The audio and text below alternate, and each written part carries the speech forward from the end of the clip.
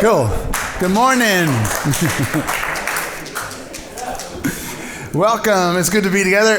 If we haven't yet met, my name is Joel. If you're joining us in the room or joining us online, thank you so much for being here. It's great to be back. For those of you who don't know, we've been away for the last 5 weeks. So yeah, we are glad to be back. It's just a grateful and a joy to be back with everybody. So nice to see you all. Welcome. I don't know about, I'm going to ask you something, and I need you to let me know. Has anybody here, could you raise your hand for me? Have you ever purchased a house or a flat, or are you hoping to one day maybe get one? So, raise your hand for me if you've bought one. So if you're still in the market, if you're still looking, I'm happy to say I have got one here for you. It's got no roof. I got it from Oklahoma. So yeah, here we go. Here we got a lovely little house, and maybe when you're looking for a house, you look online, or you look maybe when you're going through the high street, you sort of walk a bit slower past those windows just to see what it looks like and what the prices are, or maybe you've registered with an agent, and then what they do is he or she just notifies you when something comes on the market that kind of fits what you're looking for, or maybe you're just kind of like, I'm just sort of curious, what's out there, what's available, just kind of looking around. And we've moved numerous times in our lives. And one thing that you may or not be aware of, or one thing you should be aware of, is when you come to buy a house, when you come to purchase a house, there's somebody that you need to get involved in the process, especially if it's an older house, or especially if you want to do some work on it. And that's a structural engineer. So you need to get a structural engineer to come in, and what they will do is that structural engineer, he or she will look at the property, and what they're not really interested in how nice it looks from the outside or how good the paint job is. They're not really that, interested in how lovely the lawn has been manicured and how established the garden is. What the structural engineer is going to look at is the things that you don't really see at first. And they're going to give you advice on any problems or anything that might need to be adjusted with the property. It could be the drainage, it could be the structure, or in this case, it could be it's missing an entire roof. So if you didn't notice that when you were going to buy it, yeah, maybe you're looking for a fixer-upper. This has got a few gaps in its construction. But truth be told, I had this from when my children were younger, and I couldn't find the rest of the bits that went with it when I was looking for it in the loft. So I'm sure they will appear one day. But the structural engineer, they look at the drainage. They want to make sure things have been done properly. If any work has been done on the house, they want to make sure that it has been done safely and according to code. And you're not going to move in and all of a sudden a wall falls off or something. They're going to look at the things that you don't see at first glance, because what you see on the shopping window, when you're walking through town, what you see in the brochures is actually much nicer than what it is in person, right? Sometimes. And you have to do it. Now, the reason the survey is so important, because the structural engineer knows that the condition on the inside is more important than the condition on the outside of the house. They look at what's going on underneath. They look at what's really, really going on. And the thing is, you actually just know this is true. You don't even have to be a follower of Jesus to know this is true. You know this is true. If you're going to buy a car, just because somebody has washed it really well and waxed it and put some really nice air fresheners in there, it doesn't actually mean it has an engine. It could look really good. The tires might be amazing, but it might not really run very well. You already know it's true. How many times have you been to the supermarket and you maybe purchased a bag of fruit, and it looked really good? And then when you open it up and you start getting the fruit out to put in the fruit bowl or in the fridge, there's one of those oranges that's not orange. It's like sage, maybe? And it's sort of furry, and it's almost alive, It's just it's doing its own, right? And you're like, or maybe you've cut open an apple and it's like, what? This is not what I expected, right? See, we know it's true in life, and maybe even you've experienced this when it's come to encountering friendships or relationships with people. Maybe somebody's in the office has appeared one way, only to find out later on, there was a meeting and they basically threw you under the bus. Or, maybe that's happened. Or maybe it's happening in your own life, where we all know it's so easy to, dress up the outside. when inside something's going on. This is a life thing. This isn't like a you or me thing. This is an all of us thing. This is a humankind thing. This is a everybody in society type of thing. So this is true already because you've experienced it. And this isn't a new thing because 2,000 years ago, Jesus was actually talking about it. 2,000 years ago, he was here on earth and he was teaching people. And he actually talks about this very thing. And he does it in a passage that's well known. It's in the book of Matthew. And Matthew is a biographer. Matthew writes about his firsthand experience of his life with Jesus.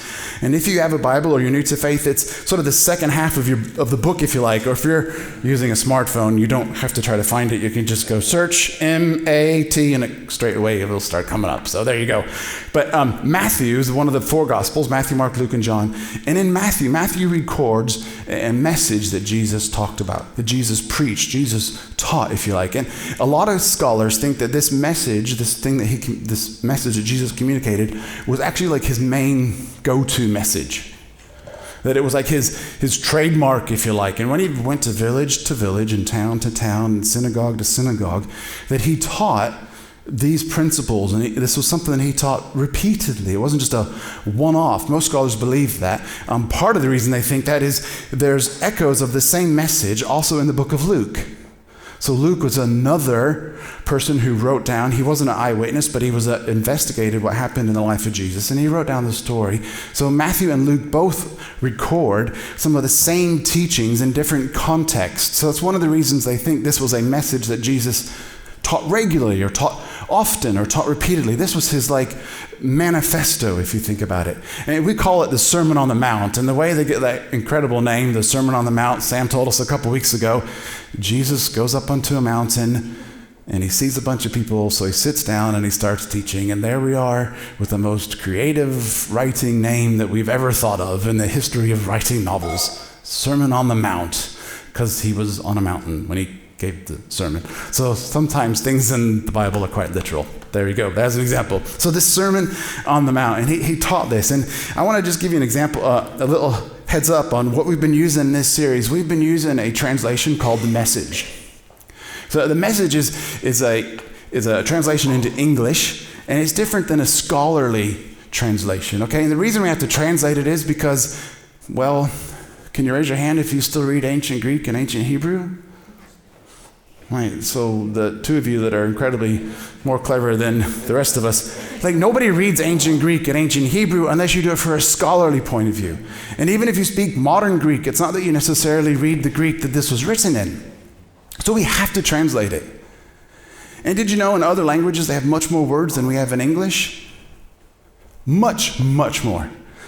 So in the Greek language and in the Hebrew language, they have more words to describe the same thing that we only have one word for. And so what has to happen, scholars take something that's in an ancient language, and they have to figure out what it means and write it in everyday language. Now the message is intended to do this: make the Bible readable. The message doesn't try to make the Bible a scholarly account. Its main aim, Eugene Peterson he was a professor of ancient Greek and Hebrew, but he was also a pastor of a local church. And he realized that sometimes when it comes to us reading the Bible, it's this book that we struggle to understand because somehow it hasn't yet sort of translated into everyday life. And what Eugene Peterson did, he wanted to take the text, which he understood as a scholar, and give it to the people, which he understood as a pastor. And so he took the text and he wanted to make it readable. So that's the best thing you want to, when you approach, and there's lots of different translations, and it's good to read different translations. But for this series, because it's more readable and personal, we've been using just the Message version, the Message translation. Understand when I say this, the Message intends to be understood and readable. If you want a scholarly translation, read another translation. But understand the Message for what the Message is. It's to help you understand and read it in the way it was intended, like a text, like a book, So there we go. Big introduction on the Message. I'm selling them at the back. They're $10.99 for one, and I've got 20 for two. So see me afterwards. And anyway, so yeah, definitely get your hands on a Bible. If you don't have one, joking aside, we would love to give you one, because we believe the word is important and it helps us understand more about who God was. So here we are in this message, the Sermon on the Mount, and it talks about it like this, and it's translated like this, and it's a verse 5:21. It says this in Matthew 5, chapter 21. And Jesus tells the people, they're all gathered, they're all sitting there, and he says, you are familiar with this command.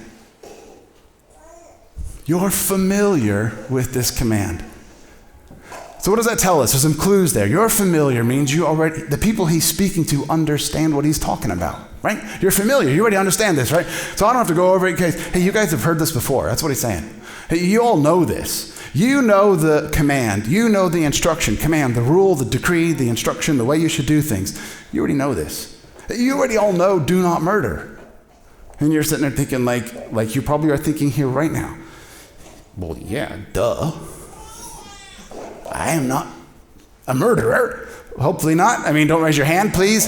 Just around the corner in town, you can turn yourself in. There's a police station just by the train station, okay? But hopefully none of us here are murderers, right? I mean, you're looking at each other and you're thinking, I'm not, but I don't know about you. No, just kidding. So here they are thinking, and remember, they're sitting here and they're thinking, we're not like the Romans. Because this is, where they live in Jerusalem is a Roman-occupied territory. Has been for a number of years. We're going to go look at that in a bit more in detail. And they're saying, we're definitely not the Romans. We're not like murdering people. We're not like them. And then Jesus kind of carries on, because we could be thinking, yes, you're just telling me stuff we already know, because you're familiar with the rule, do not murder. And then Jesus he carries on. He says, but I'm telling you, that anyone who so much as angry at a brother or sister is guilty of murder. Come on, man. Dude. Okay. I don't know about you, but the last time I watched Law and Order on TV, it was not about people who thought about killing somebody. Okay, last time I watched CSI, last time I watched Cold Case, last time I watched any detective show on TV, it is not about the person who thought about doing it, it's all about the person who did do it, right? So why are you telling me that I would be actually guilty of something that I didn't actually do? Right? You have to understand, this is just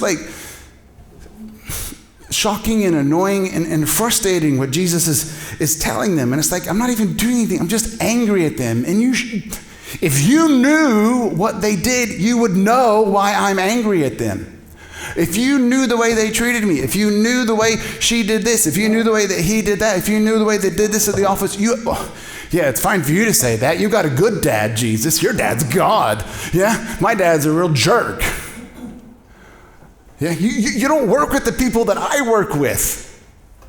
I have every right to be angry at them. Come on, man. And it just Jesus just carries on. He just goes, in fact, carelessly call somebody an idiot. And you could be on your way to court. Thoughtlessly yell, stupid, at your sister, and you'll be on the brink of hellfire. And then Jesus sums up what he's talking about with this short little phrase. Simply put, words kill. Simply put, words kill. And whether you're a follower of Jesus or not, you already know that's true, because somebody in your life has said something to you which absolutely cut you in half. It might have even crippled you for feeling confident to do something in the future. Might have held you back.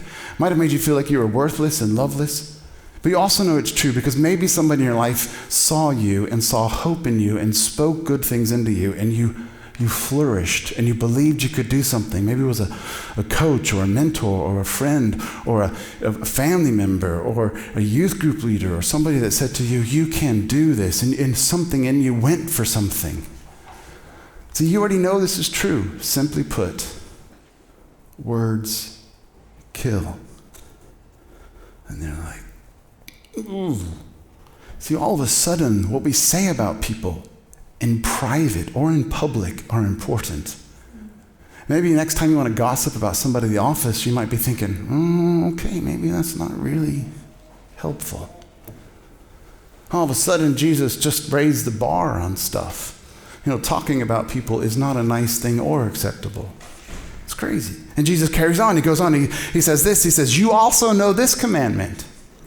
You know this commandment. Yeah. Don't sleep with someone else's spouse. Again, you know the commandment already. You already know the rules. Remember, he's talking to people who already know the rules. And by all accounts, they probably keep the rules. You know the commandment already. You're probably thinking, well, I've got that one as well. I'm not committing adultery, and I'm definitely not like the Romans that we live around. I'm certainly not like them. But Jesus, just like that structural engineer, less interested in how nicely we've painted the outside and more concerned about what's going on inside. So Jesus carries on, and what he does is he says this. But don't think that you kept your virtue by just staying out of their bed. Your heart can be corrupted by lust quicker than your body. Those looks that you think nobody notices, they corrupt you too. And maybe you already know this is true. Because maybe somebody has treated you in such a way that you were an object, not a person. Maybe you were a project to be fixed, not a person to be loved. Maybe in your life you've experienced where people have actually just objectified you. And this isn't sacred, this isn't dignity, this is what Jesus is talking about. It degrades the very thing that I made you. I made you in the image of God. I didn't make you as an object. You're a living, breathing person, a gift representing who God is. You see, Jesus is like raising the bar. And you're sitting there thinking like, oh, come on, God. I was only looking, I wasn't buying. Oh, yeah, just window shopping here, God, Like I haven't really done anything. And yet he's saying the way we look at people and think about people is the same as actually doing it. And we better be careful because it corrupts something in our hearts. And in Jesus' upside down kingdom, we all fall short. We all fall short. No longer is the standard measurable by saying, hey, I'm not killing people and I'm not sleeping with other people's spouses. I'm a good boy, I'm a good girl. All of a sudden, the standard is not the appearance on the outside. The measuring stick is what's going on inside. In Jesus' upside down kingdom, he flips out this whole new set of rules. He raises the bar so incredibly high. And two more times, we're not going to look into it today just for time, but you can look at it yourself. Please read Matthew 5, 6, and 7. If you don't have a Bible, we've got one for you, but you can Google it, you can put it on your phone. If you're traveling to work, you could just put it on your phone and just read Matthew 5, 6, and 7. Just read a few chapters and just try to dig into it a little bit. And Jesus, two more times, Matthew 5:38, he says, hey, no longer are we going to live eye for an eye. You also know that doesn't work in life. We just have to look at the news and find out that one nation invaded one nation and they did this, so then another person's going to do this back. We know, and Jesus is saying, hey, that doesn't work. You know this doesn't work. And then again, he raises the bar in Matthew 5:43. He says, you know that we usually say, love your friends and hate your enemies. And then he says, it's the other way around. Love your enemies. He changes the whole paradigm, if you like. And as I say, read into it. We're not going to go into, but I begin to realize, if you're sitting there listening to Jesus talking, and here he is traveling around everywhere, and here he is telling people about this new way to live and these new expectations of how we should do things, and all of a sudden you're sitting there thinking, the old ways were easier. Come on, do not murder, don't sleep with somebody, I can retaliate, an eye for an eye, and I can hate my enemies. That's much easier to do, isn't it? Yeah. Somebody hurts you, wouldn't you like a green light to just hurt them back? Hey, that sounds like good news, right? Just be honest. Let's think about it. They did this to me, so I'm going to retaliate. Okay, the old, and I was allowed to do it, right? I mean, this works, right? But the new rules are impossible. The old rules were easy. The new rules are impossible. Because the condition on the inside is more important than the condition on the outside. What's going on inside is more important than what's going on outside. So what's going on culturally? Let's just step into first century. A little bit of a history lesson. I'm not a history scholar. You can research this and find out much more yourself about this if this is a topic of interest to you. But 65 years roughly before Jesus was born, the Roman army came into town, right? And they took over. They were the dominant team, right? They were the ruling party. They took over 65 years before Jesus was born. Not only is this a history lesson, it's going to be a math lesson as well. And Jesus started teaching and ministering, we estimate, when he was around 30 years old. So 65 plus 30 is 95. Yeah? Hey, well done. You get a sticker. Of all people to have answered a math question, that's impressive. Anyway, so we're talking 100 years, right? 65 years before Jesus was born, and then Jesus is roughly 30 years old when he's teaching. So now it's been 100 years that the Romans have ruled Jerusalem. You can visit Jerusalem and you can still see Roman ruins, Roman relics. Romans built Herod's temple. Romans built the viaducts. Romans built the roads. Romans built so much of the stuff that's there, and you can still see it.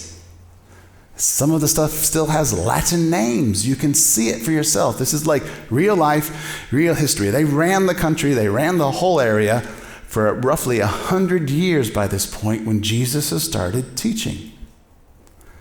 So if you grew up at that time, unless you were 110 years old, all you have ever known is Roman rule. Which is understanding, of course, when you realize the story of Jesus, you understand why people wanted him to overthrow the Romans, because it's all that you've known, it's all that your parents have known, and it's all that your grandparents can remember. We have been ruled by the Romans for 100 years by this point. This is what's going on culturally, historically. And as I say, look it up for yourself. And did you know, in terms of Roman rules, they didn't have a law about taking someone else's life in terms of murder for morality. The rule had to do with possession, not with dignity. So if I killed a slave who was my slave, they were my property. If I killed one of your slaves, it was your property, and we'd have to figure out how I pay you back for that. And there's a whole book, an ancient text, with lots of possible scenarios for things like this. Imagine you're there. You're teaching this person how to fix a shoe. They're not listening, so you hit them. In the process of hitting them across the head, you smash their eyeball. Who's at fault? The slave clearly was not listening and had to be taught a lesson. It's their fault. There's an actual rule. I'm just saying, look it up yourself. Don't take my word for it. The issue had to do with possession and status, not with morality in terms of how we understand murder or taking someone else's life to be.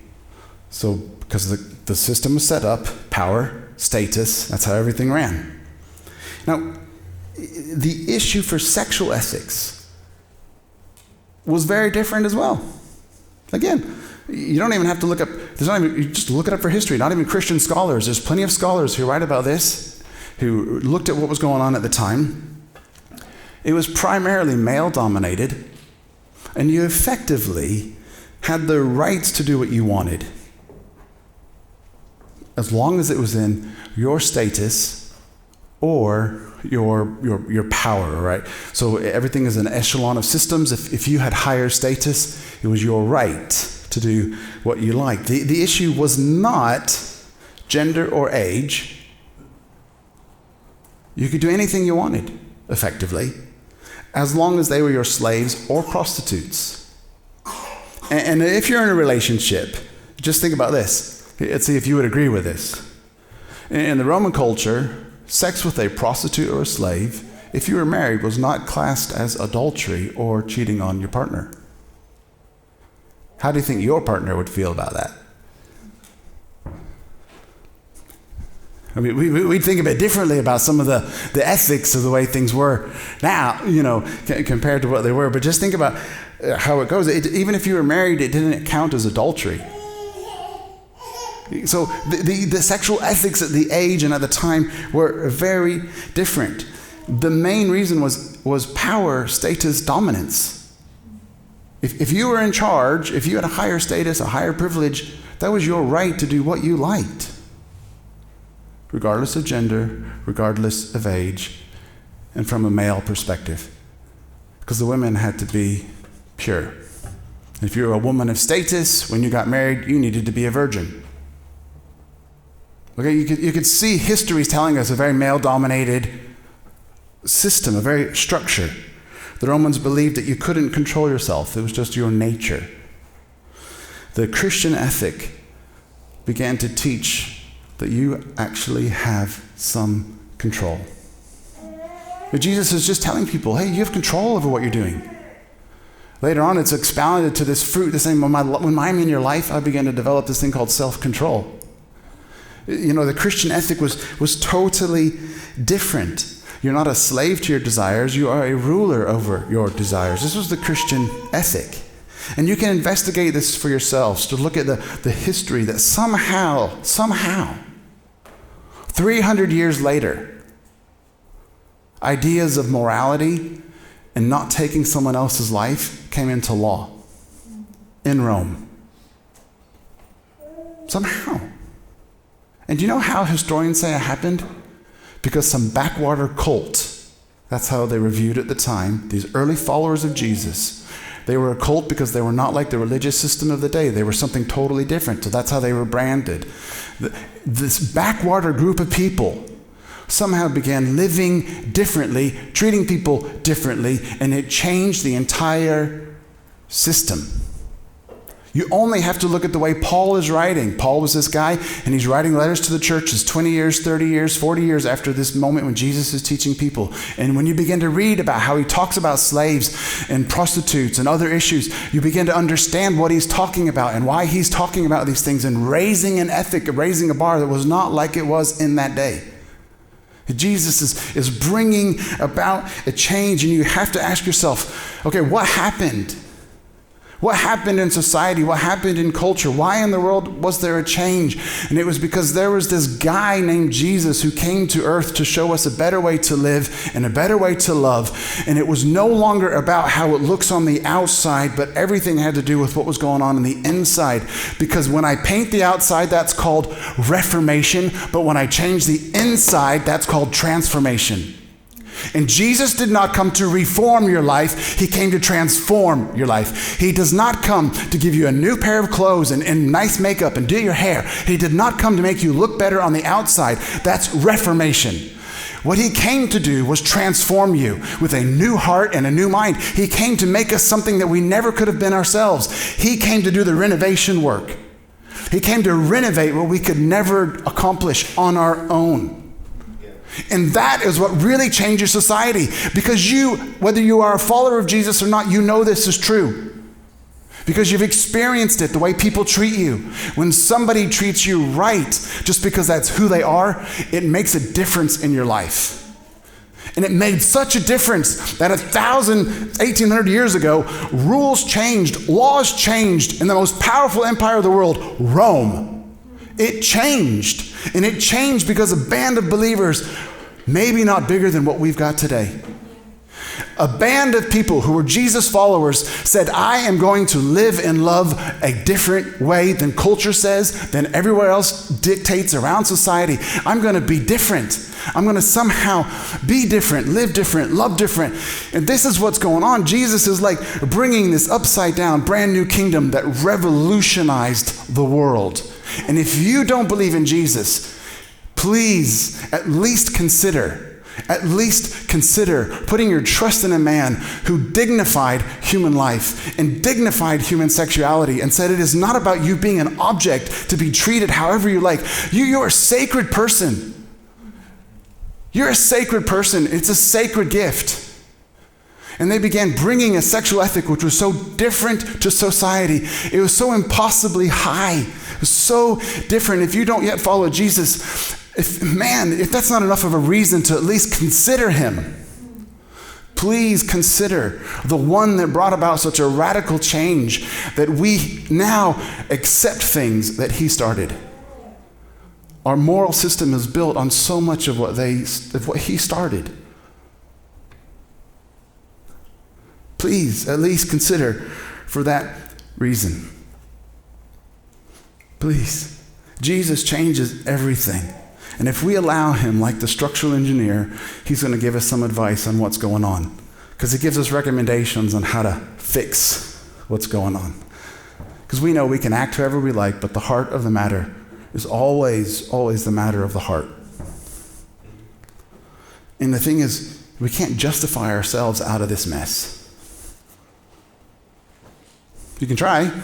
We can't wiggle our way out of this stuff, can we? When the issue is really what's going on inside us, we can make all the excuses in the world, make all the justifications in the world, but we know in our own heart, you just can't wiggle out of it. Because if it's inside you, if it's who you are, it's like I can't even wiggle out of it. Because all of a sudden, it's not focused on what I've done, it's focused on what's going on inside me. And no matter how hard we try through religion or self-discipline or beating ourselves up or whatever you try to do to self-better yourself, no matter how hard you try on the outside, you can't change what's going on the inside. No matter how many times you punish yourself, you can't change what's going on the inside. What we need is an expert to fix the problem. We need that structural engineer to come in and fix the problem. And the only option is to say, I can't do it. I just need you, Jesus. That's the only option. Jesus, I need you. I need you to do the renovation work that I cannot do myself. I've tried for so long, it's not working. Society's tried for so long, it's not working. We have prisons that are overcrowded because we try to reform people and we've forgotten to transform people. Somehow we have to model and change how much would society benefit if we lived this way, what Jesus is teaching us. And it's not just philosophy, and it's not just like little tame, nice words and little ethical, moral ideals that Jesus. It's an upside down, radical change to the way things are done. It's wild, it's potent, it's not tame. It's wild. And then one of the other reasons it so impacts us is because then I begin to understand grace. I begin to understand that we're all in the same boat. Because if I'm really honest, it is so easy to judge people from the outside. So easy to judge people's behavior from the outside. Look at the way they act or get so angry or do certain things. Look at the way they behave in their own sexuality or what. It's so easy. It's so easy to judge on the outside. If I'm honest, maybe I'm the only one, but isn't it? I just find it easier to judge somebody's appearances rather than. And then when I look at the words of Jesus, I begin to realize, man, we're all in the same boat. We've all fallen short. And when I remember that we've all fallen short, I then can have grace for my brother, for my sister, for my neighbor, for the stranger, for my family member. All of a sudden, I can have grace because I know somebody who's an expert who can do some work in the areas where the work really needs to be done. I can have grace. And this is why this teaching is potent. This is why this Sermon on the Mount, please read it, Matthew 5, 6, and 7. This is why this stuff is so, so important. And the way Jesus fixed everything, because we all needed fixing, we all need renovation. The way Jesus fixed it, his solution was this: I'm going to take on myself everything that's wrong and everything that's broken, and I'm going to make you whole, and I'm going to make you healed, and I'm going to make you right.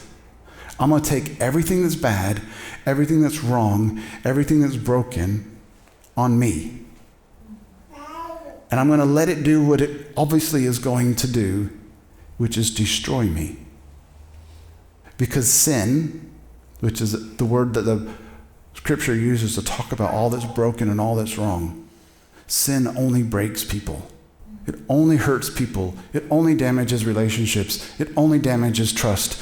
It only hurts. And Jesus is saying, I'm going to take all that is wrong and all that is broken. And when you take all that is wrong and all that is broken, there's only one outcome. And you know what it is. It's the same outcome when people mistreated you. It kills you. Something inside you dies. And Jesus' solution was to take everything that was wrong and to give everything of himself to make everything right. He took everything that was wrong with us so he could give us everything that was right in him. He took it all. He did it by dying on a cross, being punished by the Romans, because of course they didn't like what he was talking about. And you crucified people that you wanted to make a spectacle of. And Jesus was a spectacle, a public display, a failure to say, we have crushed you, that the system has broken you, you will not get the last word, ha, ha, ha, ha, ha. And the Roman generals raise a toast and knock back the wine and say, ha, we've done it. We got rid of that little stupid upstart and his movement.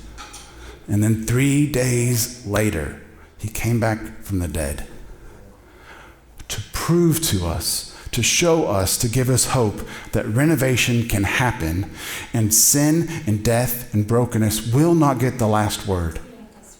Because I'm stronger than that. And I want to give it to you. This is the message of the gospel that's so liberating, that we've all fallen short, and yet I've got a solution that we are all being invited to accept. It's the most beautiful, simple message. We've all fallen short, but I can do something for all of us to fix it. And therefore, we just have to humble ourselves and say, Father, do the work. Jesus, do the work in my heart. And maybe we have to say, I'm sorry for pretending. I'm sorry for playing games. And I'm sorry for tarting it up and dressing up on the outside when inside there's something hollow and broken. I'm sorry for playing games. Let's not play games. Jesus, have your way. And maybe if you're not a follower of Jesus yet, I want to give you the opportunity to know that you can give your life to Jesus. You can do it today. Today can be the moment where you say, you know what? I know there's stuff going on in my life and I can't fix it. I know there's stuff broken in the world. I can't fix it. Maybe today is the day you just say, all right, I'm going to take the advice of the structural engineer and I'm going to let you do the work in my heart. Because one of the most hopeful things, some of the most hopeful verses in this book are the ones that say, I will give you a brand new heart. I will take out the brokenness and the heart of stone, and I'll give you a heart of flesh. There's some promises in here that Jesus will do that for us. So maybe today is the day that you make that decision.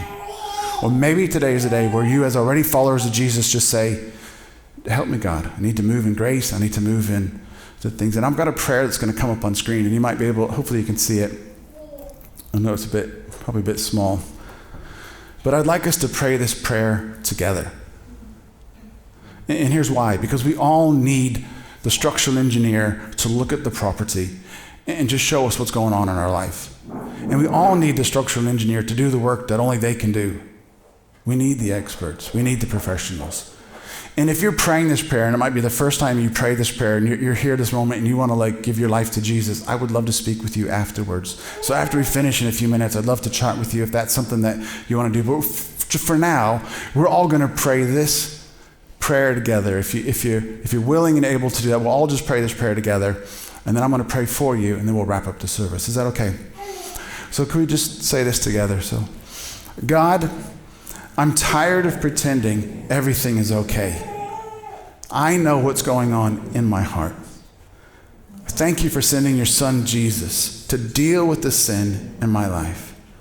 Thank you for showing us a new way to live and love. Please come into my life and change my heart. Amen. I just want to pray for you now.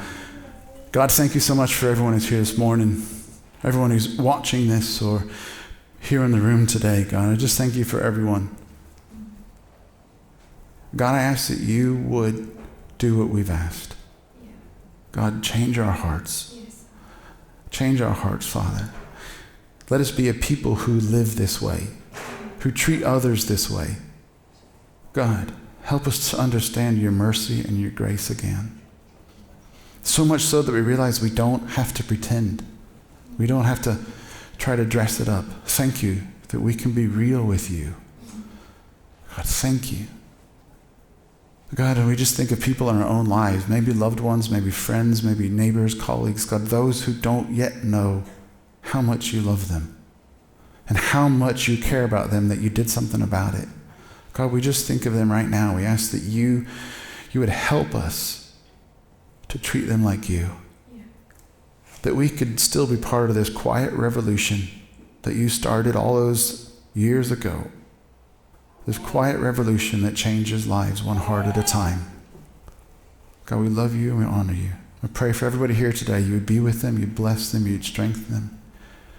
In your name we pray. Amen.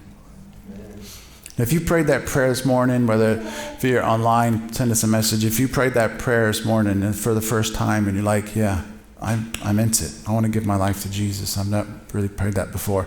Please come and speak to me afterwards. It's the most important decision, the biggest step of your life that you can take. I'd love to spend some time talking to you about that in a moment. So please come and see me in a moment. But hey, have an awesome week, and we'll see you next Sunday.